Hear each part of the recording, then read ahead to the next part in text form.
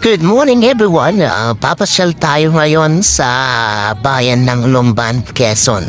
At eto nga po, nandito tayo ngayon sa harapan nitong simbahan ng Lumban.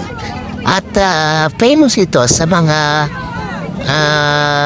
pagpanahon ng mahal na araw, yung mga maraming nagpepenitensya, kaya yan. At ngayon ko lang nalaman guys na itong Lumban pala ay galing sa tree or sa isang klase ng puno na kung tawagin ay lumbang. Kaya yan na napangalanan lumban. So yan yung lumbang tree at nasa paligid nitong simbahan ay yan nga yung lumbang tree. At marami dyan guys, karamihan itong nakikita din yung mga tree dyan ay lumbang tree.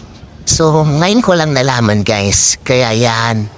So, ito yung loob ng simbahan ng Lumban at luma rin po ito. 1839 yung nakalagay doon sa historical marker ni guys eh. So, yun, marami ring historical kwento dito.